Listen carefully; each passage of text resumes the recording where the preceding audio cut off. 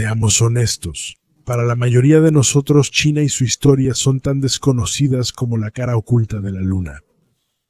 Y aún así, especialmente con respecto a nuestro futuro, sería importante abordarlo.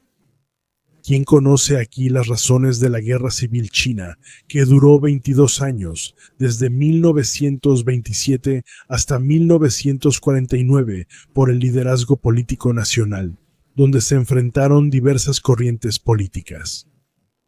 Y mientras que para la mayoría de los europeos, que se miran el ombligo todos los días, la Segunda Guerra Mundial comenzó con la invasión alemana a Polonia y terminó el 8 de mayo de 1945 con la rendición incondicional de la Wehrmacht alemana. En 1937 ocurrió algo en China, lo que muchos historiadores ven como el verdadero inicio de la Segunda Guerra Mundial. El incidente en el puente Marco Polo, que se encuentra al suroeste de Beijing y lleva el nombre de un comerciante veneciano que vivió en el siglo XIII. Para eso, echemos un vistazo a la historia. Después de la Primera Guerra Chino-Japonesa, de 1849 a 1895, China y Japón, al igual que Alemania y Francia después de 1871, habían sido vecinos incómodos durante décadas. Para 1931, cuando China estaba envuelta en la brutal guerra civil que se libraba desde 1927, entre el gobernante Partido Nacionalista de Chiang Kai-shek y las fuerzas comunistas de Mao Zedong, que causó millones de víctimas, el ejército japonés había invadido la región rica en recursos de Manchuria, en el noreste de China, y había instalado allí un gobierno títere.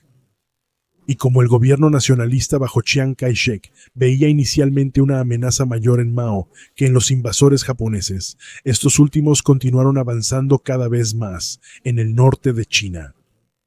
No fue sino hasta que Chiang fue capturado por tropas comunistas durante 2 semanas en diciembre de 1936 que aceptó, aunque de mala gana, una alianza con Mao contra Japón.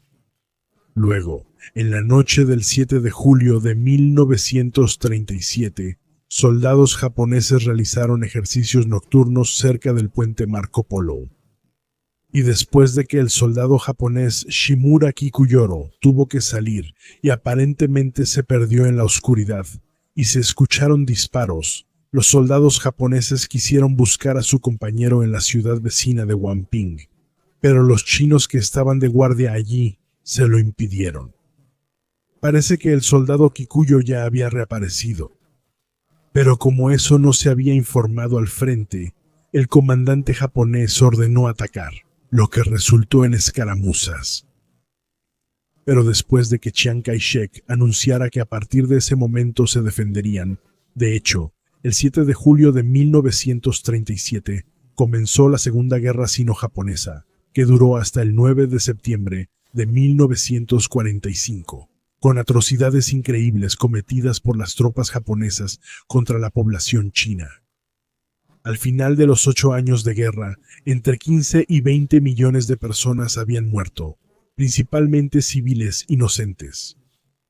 Fue el incidente en el puente Marco Polo, que los chinos no pudieron recuperar hasta 1945, el que encendió el conflicto, pero también sentó las bases para el ataque japonés a la base naval estadounidense de Pearl Harbor, en Hawái, el 7 de diciembre de 1941, que llevó a Estados Unidos también a entrar activamente en la Segunda Guerra Mundial, que terminó con el lanzamiento de 2 bombas atómicas sobre Hiroshima y Nagasaki.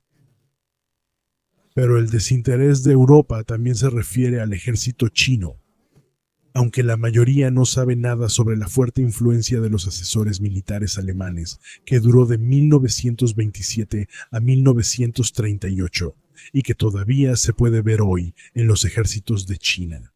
Ahora bien, podrán preguntar, ¿de qué ejército está hablando? Del llamado Ejército Popular de Liberación de la República Popular China, que con alrededor de 1.410 millones de habitantes, cuenta con aproximadamente 2 millones de soldados. Además, Cuenta con una reserva disponible en cualquier momento de 515,000 y más de 624,400 miembros de fuerzas paramilitares. O el ejército de la República de China, asentada en la isla de Taiwán, que parece una rama asiática de las Fuerzas Armadas estadounidenses, que, con una población de alrededor de 23,680,000, cuenta con una fuerza de 165,000 soldados. Es decir, apenas 20,000 menos que Alemania, que tiene 84 millones de habitantes. A esto se suman en Taiwán alrededor de 1,675,000 reservistas. En cambio, la Bundeswehr, que durante la Guerra Fría podía contar con 2,3 millones de reservistas y que hace apenas 15 años podía movilizar en muy poco tiempo a unos 800,000 reservistas de emergencia, ahora solo cuenta con 34,600 reservistas asignados. Pero para responder a la pregunta de a qué ejército me refiero, hablo del Ejército Conjunto de China, en el periodo de 1927 a 1938. Pero primero retrocederé brevemente a la época posterior a la Primera Guerra Mundial, cuando especialmente los dos principales perdedores, Rusia y Alemania, se esforzaron más en la formación militar de un nuevo ejército chino que debía crearse. Primero fue la recién fundada Unión Soviética, primero como patrocinadores financieros, luego también como instructores militares en la antigua Academia de Oficiales del Ejército del Partido Nacionalista Chino, la Academia Militar de Whampoa en Cantón. Esta academia, que desempeñó un papel destacado en la historia de China, fue inaugurada el 16 de junio de 1924 por el fundador de la República China, Sun Yat-sen. Su primer director fue el ya mencionado futuro comandante en jefe del Ejército Nacional Revolucionario, quien estaba respaldado por Sun, Chiang Kai-shek, quien fue reemplazado en 1926 por su adversario político, el líder comunista Zhou Enlai. En 1925 ya había alrededor de 1,000 instructores soviéticos en la academia, y ellos determinaban el plan de estudios.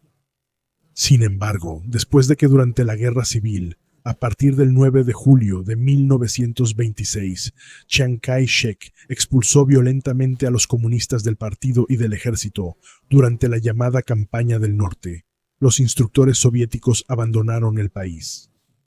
Ahora el mariscal tuvo que buscar nuevos instructores si no quería que la formación recién iniciada de sus futuros líderes se interrumpiera. Antes de la Primera Guerra Mundial, Alemania tenía una posición importante en China, que desde finales del siglo XIX había comenzado con la modernización integral de sus fuerzas armadas. Hasta entonces, casi se podía hablar de un ejército medieval, soldados con lanzas y trabucos, con sombrillas y abanicos. Ahora, entre otras cosas, también se adquirieron en Alemania los cañones Krupp y fusiles Mauser más modernos, así como minas y torpedos, incluso buques de guerra. Y cuando el 1 de enero de 1912, como mencioné, cuando el revolucionario y estadista chino Sun Yat-sen fundó la República de China, Alemania fue uno de los primeros países en ofrecer a China generosos acuerdos comerciales y de crédito para mantener bajo el influjo de otras potencias como Estados Unidos, Inglaterra y Francia como socios comerciales de China. En 1914, casi 300 empresas alemanas estaban establecidas en China. Las inversiones alemanas ascendían a casi 260 millones de dólares estadounidenses. Pero cuando el 1 de agosto de 1914 estalló la Primera Guerra Mundial, Japón, animado por Gran Bretaña y como parte de la entente contra Alemania, aprovechó la oportunidad y el 7 de noviembre atacó y conquistó la capital del territorio protegido alemán de Kiaochu, que pertenecía a Alemania desde 1898. Luego, hasta ese momento, China era neutral, pero en esa época estaba financieramente caótica, políticamente inestable y militarmente débil. Bajo el primer ministro Duan Qi-rui, quien quería acercar su país a Europa y a Estados Unidos, China también se puso del lado de la entente que luchaba contra Alemania y el 14 de agosto de 1917 le declaró la guerra al Imperio Alemán y a Austria-Hungría, con consecuencias graves. Pues sí. En noviembre de 1918, las inversiones alemanas bajaron a $40 millones, y de las 300 empresas previas solo quedaban 2. Pero a pesar de varias restricciones impuestas por el Tratado de Versalles de 1919, especialmente la Marina Mercante alemana pudo retomar sus antiguos éxitos en pocos años. Una razón importante para esto fue el Acuerdo Germano-Chino firmado el 20 de mayo de 1921, según el cual Alemania renunció a sus reclamaciones de indemnización derivadas del llamado levantamiento de los Boxers de 1900, y China también reembolsó los gastos por el alojamiento de prisioneros de guerra alemanes durante la Primera Guerra Mundial. Luego ambos países restablecieron relaciones diplomáticas. Cabe destacar que China, con su bandera nacional hasta 1928, fue tratado por primera vez en un tratado con una nación occidental importante en condiciones de igualdad. Hasta 1927 había más empresas alemanas en China con impresionantes éxitos comerciales que en 1914. Pero no solo habían suministrado bienes civiles de todo tipo, sino sobre todo lo que los señores de la guerra, los caudillos militares, más necesitaban durante la lucha por el poder en China, que comenzó en 1916. Armas de todo tipo. Los caudillos militares, como Feng Yuxiang, cuyos soldados acabamos de ver con sus ametralladoras, eran en la China de la Primera República principalmente hombres de la baja nobleza rural que habían ascendido desde la burocracia. Aquí hay un mapa con los caudillos militares más importantes hasta mediados de los años 30. Después de la muerte del muy venerado Sun Yat-sen, a quien mencionaré en un momento, estos caudillos gobernaban como gobernadores bajo el dominio del Partido Nacionalista, pero ahora eran más o menos independientes y controlaban provincias o regiones de China con sus propias fuerzas armadas. En cuanto al deseo chino de obtener armas, Alemania pudo suministrar todo lo que se solicitaba a principios de los años 20. Todo provenía principalmente de los arsenales que habían sido ocultados antes de la llegada de los inspectores de armas, designados según el Tratado de Versalles. Sin embargo, Alemania no fue el único país que buscaba contratos e influencia en China. Esto también aplicaba, como al inicio del siglo, para Estados Unidos, la Unión Soviética, Gran Bretaña, Francia e Italia, entre otros. En cuanto al compromiso alemán después de la Primera Guerra Mundial, sus orígenes se remontan a los primeros tiempos de Sun Yat-sen, quien también es llamado el padre de la República China. Sun había viajado varias veces a Alemania antes de 1914, y allí admiró lo bien que funcionaban en ese entonces las instituciones académicas, económicas y sociales. De regreso en China, quiso aplicar muchos de estos aspectos también en su país, para darle a China una base sólida para el futuro. Sin embargo, Sun prefería a los rusos sobre los alemanes. Como se mencionó, Chiang Kai-shek, quien por orden de Sun pasó 3 meses en Moscú para conocer el sistema soviético, después de la conquista de Shanghái a finales de mayo de 1927, hizo que los comunistas fueran expulsados violentamente del ejército y de su partido Kuomintang. Aquí está su escudo. Y eso, a pesar de que al principio solo pudo lograrlo con la ayuda de sus asesores y oficiales soviéticos. A pesar de las rivalidades dentro de la élite gobernante de China, desde 1926 logró conquistar este enorme imperio y convertirse en el hombre más poderoso del país. Pero ahora, después de que los soviéticos abandonaron el país, el cuarentón Chiang tuvo que buscar nuevos asesores e instructores para su ejército. Para ello, en la primavera de 1927, envió un grupo de exploradores a Alemania para encontrar instructores allí. En esto, el científico Dr. Chu Chia-hua jugó un papel importante, ya que durante la Primera Guerra Mundial estudió ingeniería en la Real Universidad Técnica de Berlín y por eso conocía el país y a su gente. Sin embargo, el grupo chino inicialmente evitó el contacto con el Ministerio de Defensa del Reich y en su lugar se dirigió al prominente ex general, político y teórico militar Erich Ludendorff. Él había sido el adjunto del mariscal de campo Paul von Hindenburg durante la Primera Guerra Mundial. Tuvo gran influencia en la conducción de la guerra alemana y ahora debía organizar el ejército chino. Ludendorff, que ya tenía 62 años, había rechazado amablemente la oferta y en su lugar propuso a uno de sus hombres de confianza del alto mando del ejército, el coronel retirado. Max Bauer, caballero de la Orden pour le Mérite con hojas de roble, fue un artillero que jugó un papel clave en el Estado Mayor durante la Primera Guerra Mundial. Pero como uno de los instigadores del golpe de Kapp de derecha, que tuvo lugar entre el 13 y el 8 de marzo de 1920, el ahora buscado por alta traición tuvo que huir a Viena. Después de eso, fue, entre otras cosas, asesor militar en España, Argentina, y desde noviembre del 23 hasta febrero del 24 en Moscú. Después de la amnistía emitida en 1925 por el presidente del Reich, Paul von Hindenburg, para un total de 29.000 activistas de izquierda y derecha de los años pasados, Bauer también regresó a Alemania. Aquí se había dedicado a las actividades científicas, hasta que aceptó la oferta china, que le proporcionaba 4.000 marcos del Reich mensuales para ir a China como asesor militar de Chiang Kai-shek.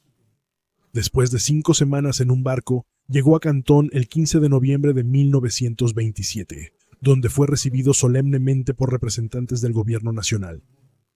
Ya durante el viaje, el coronel alemán retirado había elaborado planes militares y económicos, y los presentó a los políticos chinos al día siguiente de su llegada. Sin embargo, en esas semanas estallaron en Cantón luchas de guerra civil entre caudillos chinos inspiradas por comunistas. Esto hizo que Bauer quedara retenido en Cantón hasta mediados de diciembre, hasta que la ciudad fue liberada por las tropas del gobierno. Y como la sede del gobierno se había trasladado mientras tanto a Nanjing, Bauer también viajó allí a principios de 1928 para hacerle su visita de cortesía a Chiang Kai-shek. Ese fue el inicio serio de la actividad de los instructores militares alemanes en China. El propio Bauer solo vivió brevemente esa época, ya que falleció en mayo de 1929. Pero en esos pocos meses, él sentó bases importantes para la creación y el desarrollo de la que, entre 1912 y 1949, su nombre oficial era Ejército Nacional Revolucionario de China, aquí su bandera. Incluso décadas después, se podía reconocer su influencia, así como la de sus sucesores. Sin embargo, su posición no era precisamente muy honorable. Todos ellos eran oficiales alemanes jubilados que vivían en China como invitados. Simplemente habían firmado contratos privados con el gobierno chino y recibían su salario por vías indirectas. En cuanto a las actividades de Bauer, estas no se limitaban únicamente a cuestiones militares. Él era un oficial del Estado Mayor, más teórico que práctico, y quería influir en todos los ámbitos de la nueva China. Pero muchas de las propuestas que hizo al gobierno, por ejemplo, en materia económica para el rápido desarrollo de una industria, no pudieron llevarse a cabo durante la Guerra Civil, simplemente porque no existían las condiciones necesarias. Así que en pocas semanas había elaborado una avalancha de memorandos, pero no se le dieron ni los medios ni las oportunidades para evaluarlos y ponerlos en práctica, incluyendo una instrucción sobre el reglamento para el casino de oficiales. Cuando los llamados señores de la guerra Feng Shuxiang en Shanxi y Chang Shui en Manchuria volvieron a mostrarse insubordinados ante el gobierno. En la campaña que siguió, Bauer fue asignado por Chang como su asesor operativo. Para ello, el coronel alemán había instalado su puesto de mando en una cañonera, desde donde elaboraba los planes para las tropas nacionalistas chinas. Por ejemplo, cómo podrían atravesar los pantanos de la manera más favorable. A sus 61 años ya no podía soportar esas penurias y además se contagió de viruela. Por eso falleció el 6 de mayo de 1929 en la sala de aislamiento de un hospital en Shanghái. Como nadie más en el barco se enfermó, incluso fuentes extranjeras especularon sobre un posible envenenamiento. El gobierno chino ordenó un funeral de estado y 3 días de luto nacional. 12 días antes de su muerte, Bauer dejó instrucciones exactas a sus sucesores. Sus últimas palabras fueron para Chiang Kai-shek. Le ruego a su excelencia que crea en Alemania, que confíe en todos mis colaboradores y que los ayude para que puedan completar la gran obra en beneficio de ambos pueblos en el servicio voluntario al pueblo chino. He dedicado mi vida a la patria, a la idea. Mirando hacia atrás, se puede afirmar que el coronel Bauer fue un asesor sumamente visionario y calificado. Pero también era demasiado teórico y visionario, que quería lograr demasiado en poco tiempo. Pero con sus múltiples propuestas, de las cuales varias se implementaron a lo largo de los años, tuvo una contribución innegable al desarrollo de China y sobre todo de su ejército.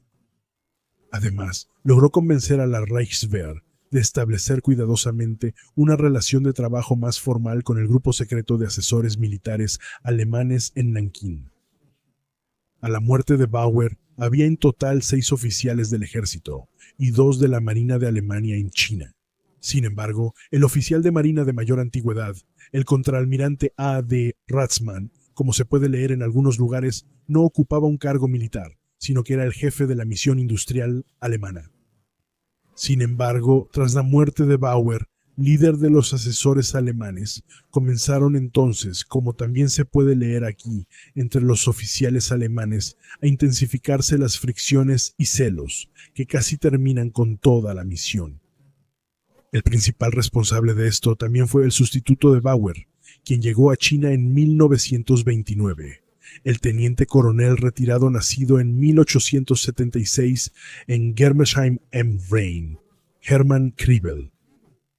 Este hombre, un partidario de Hitler, con quien también estuvo encarcelado en Landsberg am Lech, después del fallido intento de golpe de Estado en noviembre de 1923.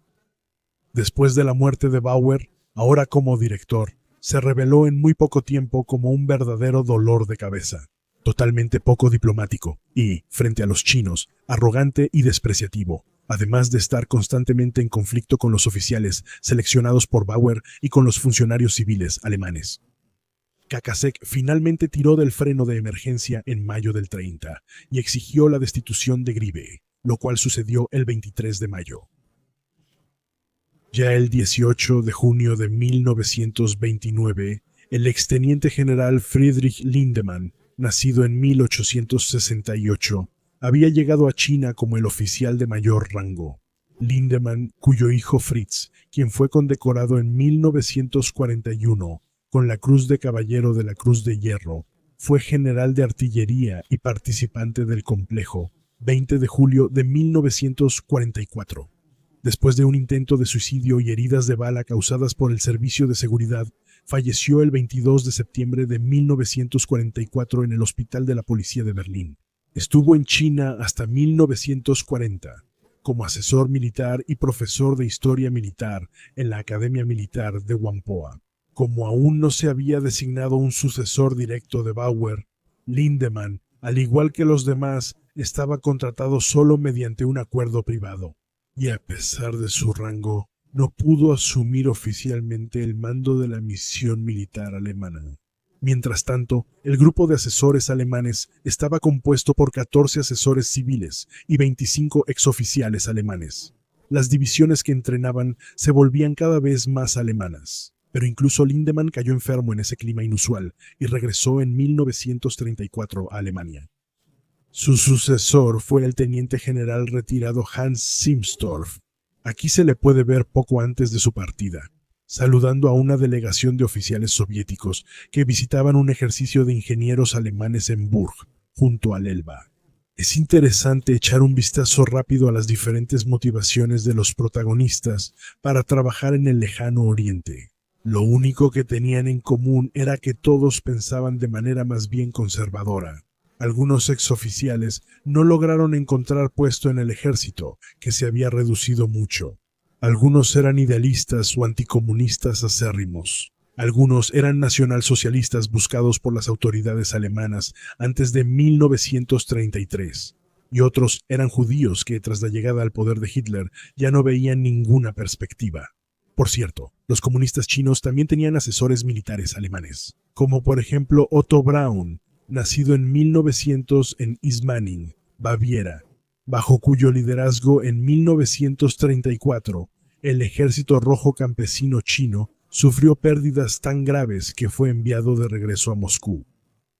A partir de 1954, en la República Democrática Alemana fue miembro del Partido Socialista Unificado de Alemania y, entre otras cosas, de 61 a 63, primer secretario de la Asociación de Escritores. Regresemos al año 1930, pocas semanas después de que Chiang Kai-shek aprobara el plan presentado por Lindemann para la división en 3 partes de los instructores alemanes. El Ministerio de la Reichswehr también había abandonado su última resistencia al envío de oficiales retirados a China y, con aprobación tácita, envió a uno de los generales retirados más prominentes de la Reichswehr como sucesor de Max Bauer a Nankín, al teniente general retirado Georg Wetzel. Hasta su jubilación en 1927, él había sido jefe de la oficina de tropas, que era el Estado Mayor alemán, prohibido por el Tratado de Versalles, pero que de todos modos se estableció en secreto. Wetzel, nacido en 1869 en Oberlembach, en el sur de Hesse, y caballero de la Orden pour le Mérite con hojas de roble, comenzó su carrera militar en 1889 en el Batallón de Ingenieros 16 en Metz. Luego, en 1916, fue jefe de la sección de operaciones del alto mando del ejército en el Gran Estado Mayor, y en septiembre de 1918 se convirtió en jefe del Estado Mayor del Quinto Ejército. Después de su llegada a Shanghái el 9 de mayo de 1930, se presentó apenas 2 días después ante Chiang Kai-shek, quien esta vez dirigía las tropas nacionalistas chinas en la provincia de Hunan contra un general rebelde. Chiang nombró a Wetzel como su asesor general ese mismo día, porque, mientras tanto, el mariscal chino, debido a la intensificación de la guerra civil y la invasión japonesa de Manchuria, dependía tanto de la asesoría y ayuda militar alemana, que esto se convirtió en una cuestión de supervivencia para él y para el partido Kuomintang. Y aunque Wetzel se había negado desde el principio a asumir el papel de intermediario entre los intereses industriales chinos y alemanes, como lo había hecho, por ejemplo, Bauer, tenía una excelente reputación como soldado y estratega. Por eso se le consideraba el artífice de la exitosa campaña de Chiang contra los caudillos del norte. Sin embargo, una segunda campaña contra el ejército rebelde de Shang-Chi, bajo el mando del caudillo Yan Xishan, había fracasado.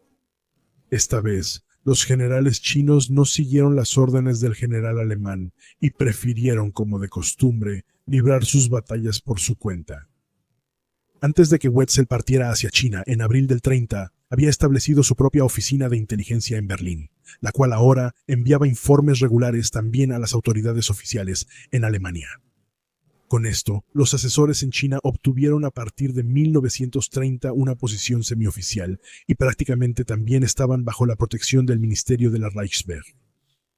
En casi 4 años de Wetzel en China, el número de asesores llegó a 77. Antiguos oficiales alemanes trabajaban en la reestructuración de las Fuerzas Armadas Nacionalistas chinas o enseñaban en academias militares.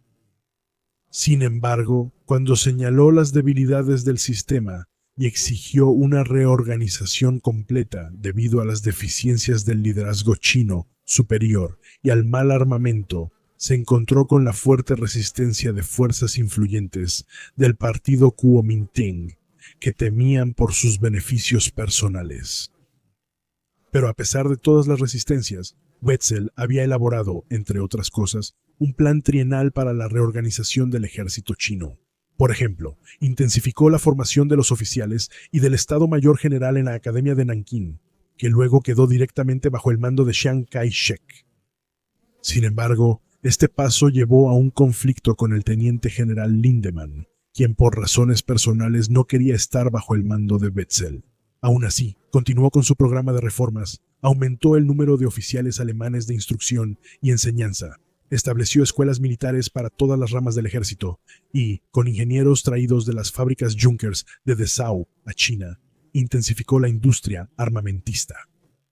Y se aseguró de que ahora hubiera oficiales de enlace alemanes asignados a las divisiones chinas, lo que significaba que los comandantes contaban con oficiales alemanes experimentados en la Primera Guerra Mundial como asesores. Pero muchas de las propuestas de Wetzel tampoco pudieron llevarse a cabo debido a la guerra civil.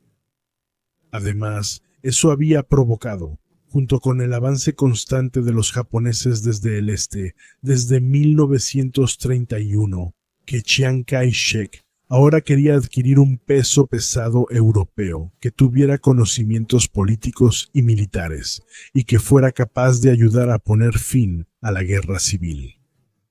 Sus asesores chinos le dieron dos nombres: el general Maxime Weygand, líder militar francés en la Primera Guerra Mundial, y el coronel general Hans von Sicht, respetado jefe del mando del ejército de la Reichswehr de 1920 a 1926. Chiang se había decidido por Sicht, quien ahora fue informado de la oferta por Wetzel a través de dos cartas.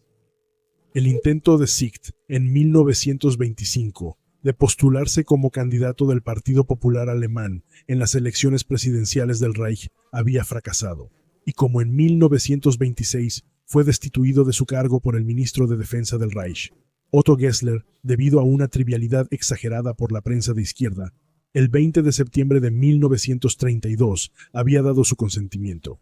Cuando llegó a Shanghái a mediados de mayo de 1933, fue recibido con gran ceremonia por el gobierno de Nankín y Chiang Kai-shek, quien ahora estaba en la provincia de Jiangxi, luchando contra los rebeldes, lo invitó primero como su huésped personal a recorrer todo el país. Después de que Sicht pasó 2 meses, durante los cuales también conoció al ejército, poco antes de regresar a Alemania redactó un memorándum de 21 páginas que concluía con las siguientes palabras: el requisito previo para cualquier reorganización del ejército es, ante todo, la tranquilidad en las fronteras exteriores, es decir, un período de paz de varios años hacia el exterior y, en segundo lugar, calma política interna en China.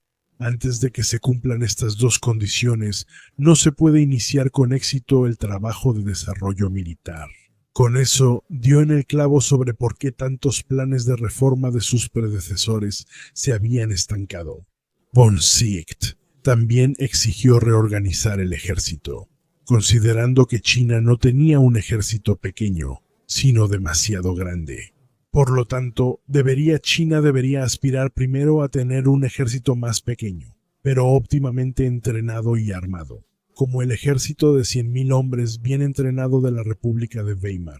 Pero Sicht había copiado eso del coronel Bauer, quien ya en 1928, cuando el ejército chino tenía alrededor de 2,25 millones de hombres bajo las armas, recomendó mantener solo un pequeño ejército central, entrenado según los estándares alemanes, y formar milicias locales con el resto de los soldados.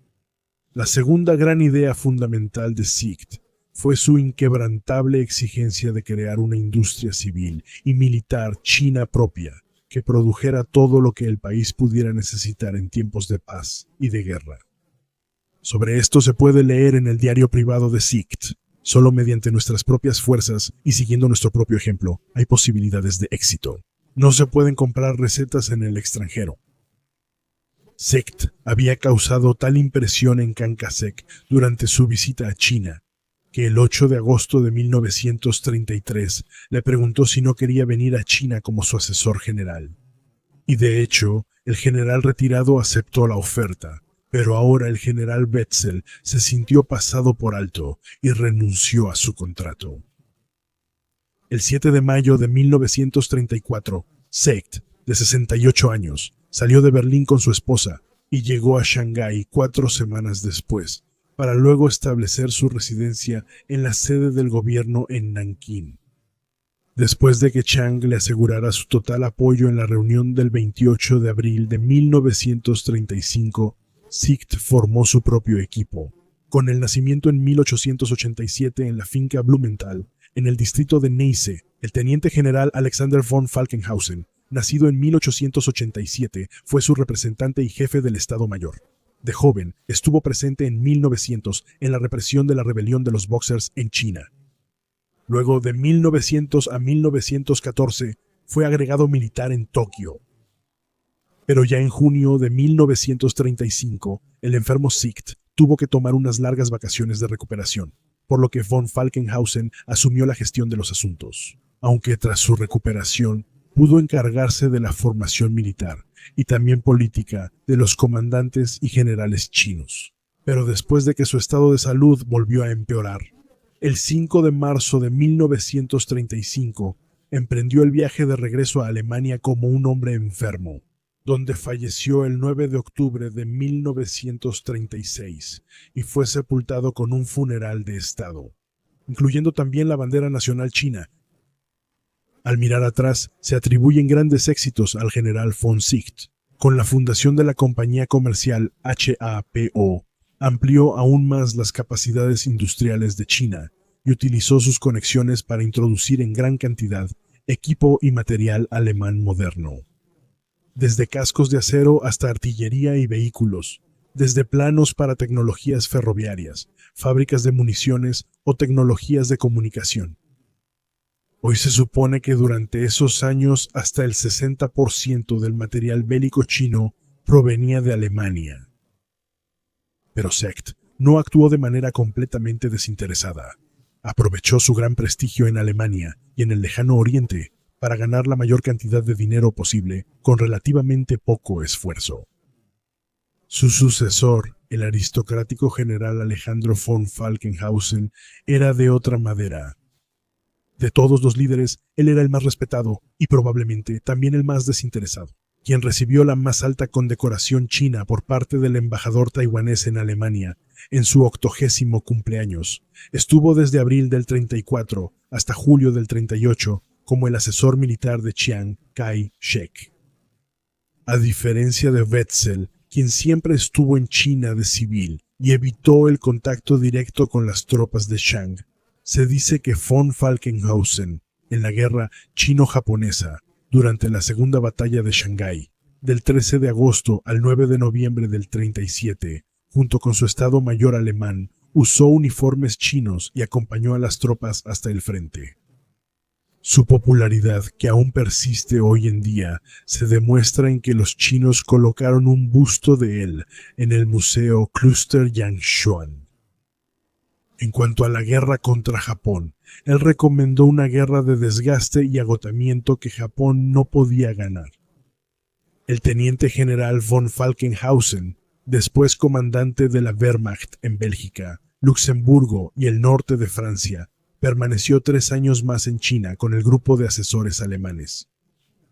Pero en 1938, la política exterior de Berlín bajo Joachim von Ribbentrop, quien ya en 1936 había firmado el pacto anti-Comintern con Japón, cedió ante la presión japonesa, le dio la espalda a Chiang Kai-shek y retiró a todos los oficiales alemanes. De pronto, la política exterior alemana, inestable y poco profesional, veía a Japón como defensa ante el comunismo en China, aunque a los japoneses no les interesaban los asuntos alemanes en Asia. Cuando el 1 de julio de 1941, por presión de Japón, Alemania reconoció al gobierno títere impuesto por Japón bajo Wang Jingwei como representante oficial de China, y los japoneses atacaron la base naval estadounidense de Pearl Harbor en Hawái el 7 de diciembre de 1941. El gobierno nacionalista chino le declaró la guerra al Reich alemán el 9 de diciembre.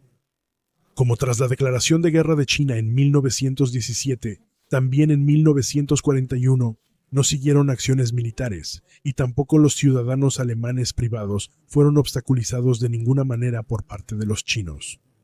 Pero luego, después de otros 3 años y medio de guerra en Europa y Asia, la Wehrmacht capituló incondicionalmente el 8 de mayo de 1945, y el 15 de agosto también lo hizo el socio desigual, Japón. La Unión Soviética, que ahora también había vencido a Japón, entregó todas las armas capturadas a los comunistas de Mao Zedong, mientras que Estados Unidos apoyaba a las tropas de Chiang. Tras más combates sangrientos durante la Guerra Civil, con numerosas atrocidades, las fuerzas comunistas conquistaron Pekín en 1949, donde Mao proclamó la República de China el 1 de octubre, que durante décadas fue llamada China Roja. En diciembre, Chiang, quien durante la guerra contra Japón se había aliado temporalmente con Mao, se retiró a la isla de Taiwán con 2 millones de hombres, sin esperanza de vencerlo. Entonces se llamó Formosa o China nacionalista.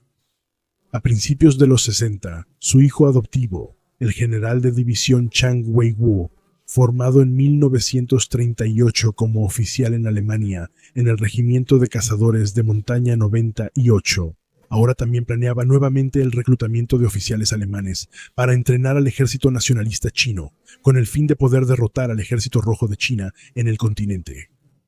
De hecho, en Taiwán, entre 1963 y 75, una serie de antiguos altos oficiales alemanes, como el general Oskar Munzel, enseñaron disfrazados de profesores académicos, y 25 oficiales del Ejército Nacionalista Chino de Taiwán fueron formados en la Academia de Liderazgo de la Bundeswehr en Hamburgo en cursos de Estado Mayor de un año o integrados en las tropas alemanas. Pero la gran política nunca toma en cuenta a quien no puede defenderse por sí mismo. Así sucedió también en 1972 con el establecimiento de relaciones diplomáticas entre Estados Unidos y la China comunista. Con eso, también fue disminuyendo gradualmente el apoyo occidental incondicional a Taiwán. Y también el gobierno alemán, bajo el canciller Willy Brandt, terminó el apoyo militar a Taiwán. Pero ese es un tema para otro video.